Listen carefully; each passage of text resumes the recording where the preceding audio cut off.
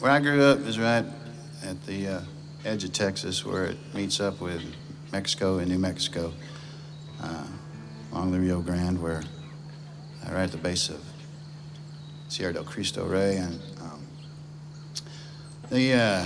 right there through that portion of the Rio Grande, the Army Corps of Engineers a long time ago put a levee system in to prevent the Rio Grande from leaving its banks and causing massive flooding. And apparently that was well, it was a well-funded project, and it worked because the Rio Grande never has ever flooded. So money well spent, and but because of that, the original riverbed was left unattended, so it was beautiful land. It was cottonwood trees and salt cedars and sand and cactus and critters and rattlesnakes. Perfect for young boys to hang out in, so we enjoyed it very much. And because in our house, if you said you were bored, you know, they put you to work, so we found many hours to spend out there.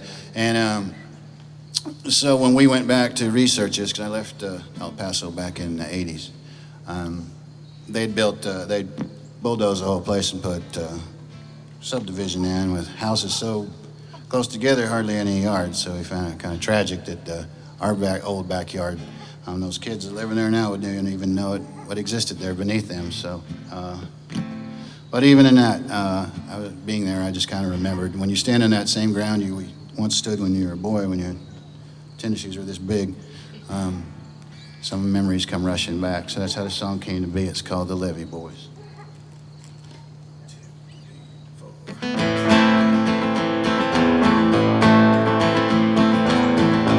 From the tracks down to the river,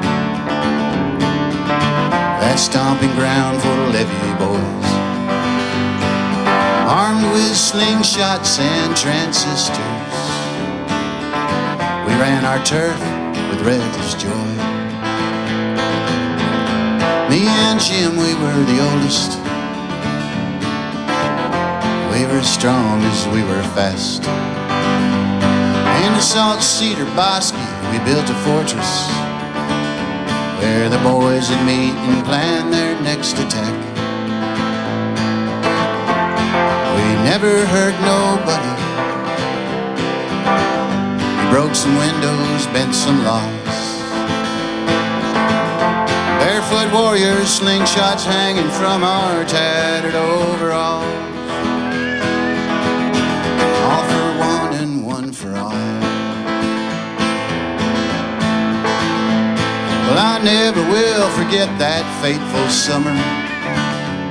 That couple from Albuquerque moved next door.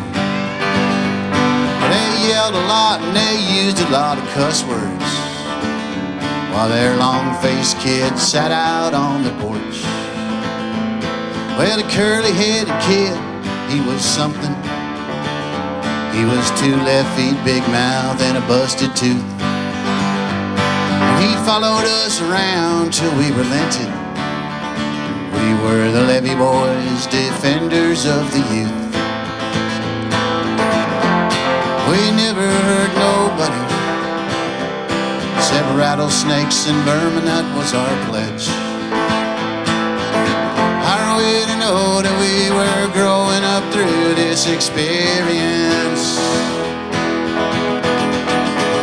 We were just kids.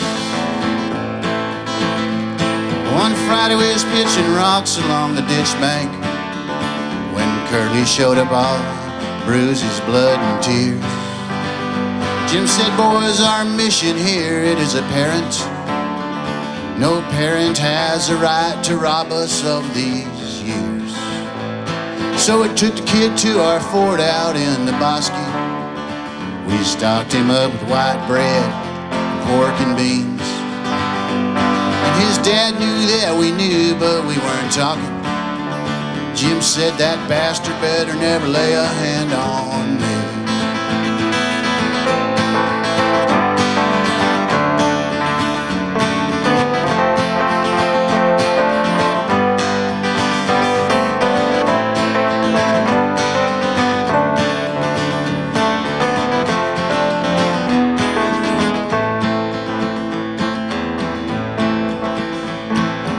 Sunday night law came asking questions.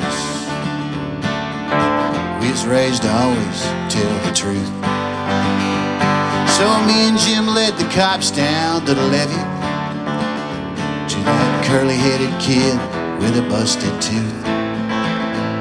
See, the law didn't take to the problem lightly, and things got strangely quiet in our neighborhood.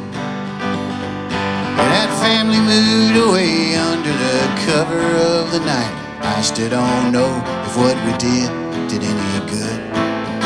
I still don't know if what we did any good.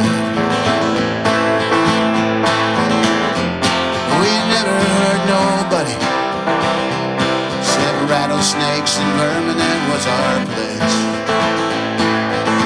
Our way to know that we grow up with all these lessons that we lived. We were just kids.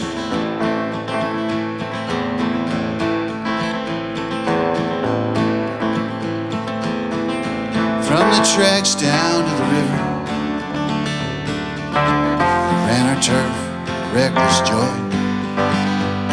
in the spirit of Huckleberry and Jim Hawkins. That was once upon a time the Levee Boys, and defenders of our youth, the Levee Boys.